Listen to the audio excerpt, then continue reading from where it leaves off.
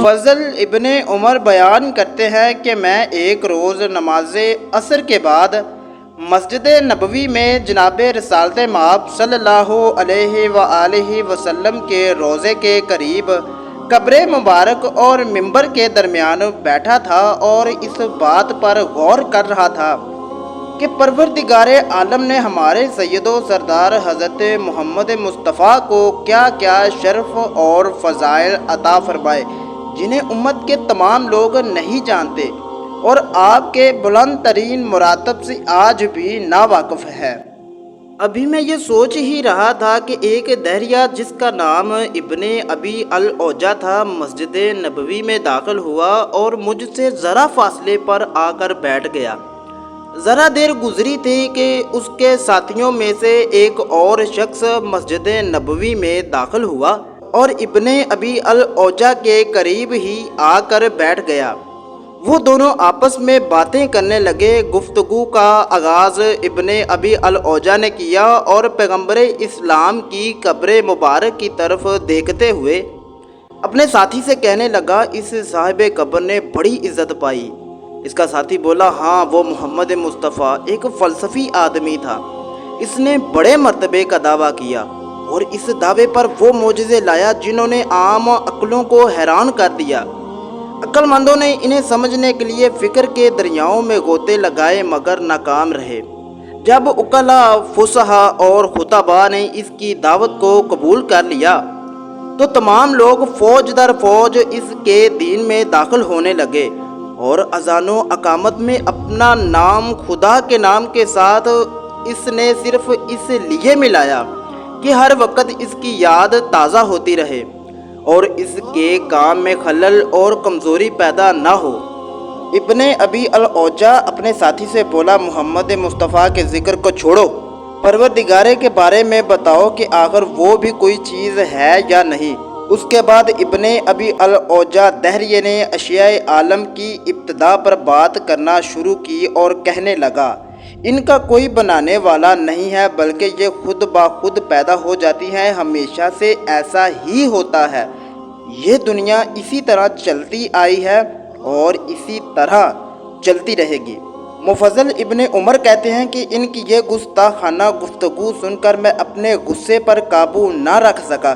میں نے ان کو ڈانٹا اور کہا، اللہ کے دشمنوں، اللہ کے دین کا انکار کرتے ہو، تم اس ذات خالق کا انکار کرتے ہو جس نے تمہیں اس اچھی صورت پر پیدا کیا اور تمہیں ایک حال سے دوسرے حال میں منتقل کرتا رہا یہاں تک کہ تم اس حالت میں آ پہنچے۔ ابن ابی الاوجا نے بڑے سکون سے جواب دیا، مفضل دیکھو، اگر تم میں اس موضوع پر تفصیل سے بات کرنے کی صلاحیت ہے تو ہم سے بات کرو۔ اگر تمہارے پاس خدا کے ہونے کی کوئی دلیل نہیں، اگر تمہارے پاس خدا کے ہونے کی کوئی دلیل ہوئی تو ہم اسے ضرور مان لیں گے۔ اگر تم جعفر صادق کے اصحاب میں سے ہو تو مفضل ان کا طرز کلام ایسا نہیں ہے جیسے گفتگو تم نے کی ہے۔ مفضل ابن عمر بیان کرتے ہیں کہ ان کی باتیں سن کر میں مسجد نبوی سے بہت غم زدہ اور فکر مند نکلا۔ میں اسی حالت میں اپنے آقا امام جعفر صادق علیہ السلام کی خدمت میں حاضر ہوا اور آپ نے مجھے اس شکستہ حال میں دیکھا تو فرمایا، کیا ہوا ہے مفضل، خیریت تو ہے؟ مفضل کہتے ہیں، میں نے ان دہریوں کی جو باتیں سنی تھی اور جس دلیل سے ان کے کلام کو رد کی وہ سب تفصیل امام جعفر صادق علیہ السلام کے سامنے بیان کی۔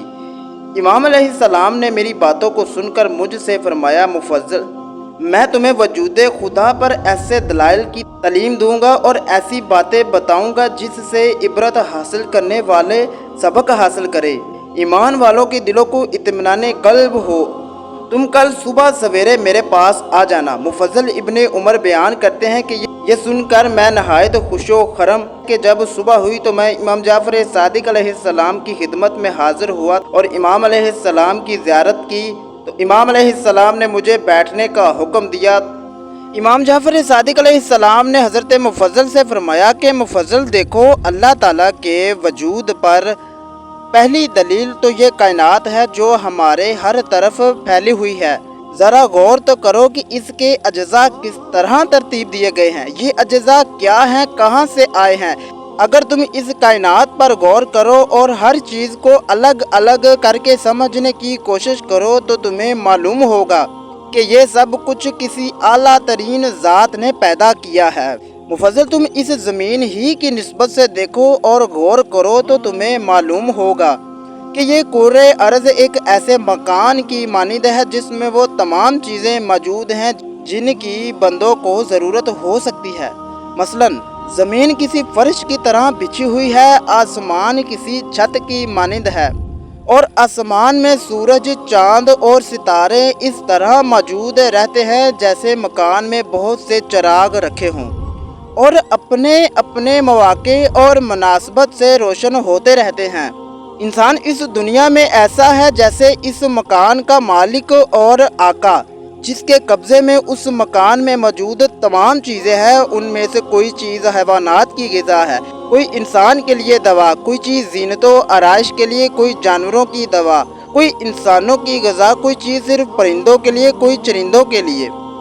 قابل توجہ بات یہ بھی ہے کہ یہاں ہر چیز ایک خاص مقدار میں ہمیشہ مہیا رہتی ہے، یعنی زمین و آسمان اور اس میں موجود اشیاء کا ایک خاص قسم کا نظم و ضبط موجود ہے۔ تو کیا اس نظم و ضبط کا کوئی ناظم نہیں ہوگا؟ اور اگر کوئی ناظم ہے تو وہی خدا ہے۔ وجود خدا پر سب سے پہلی دلیل تو یہ ہے کہ اس کائنات کے اندر موجود اشیاء کا ایک خاص ترتیب کے ساتھ نکلنا یا غروب ہونا یہ دلیل ہے کہ اس پورے کے پورے نظام کو کسی نہ کسی نے ترتیب دیا ہے، اور جس نے اس پورے کے پورے نظام کو ترتیب دیا ہے وہ ہی خدا ہے۔ یہ واقعہ بھی کتاب توحید مفضل سے لیا گیا ہے، جس میں امام جعفر صادق علیہ السلام نے اپنے شاگرد مفضل ابن عمر کو وجود خدا پر بہترین دلائل دیے تھے، جو ہم آگے آنے والی ویڈیوز میں مزید بیان کریں گے۔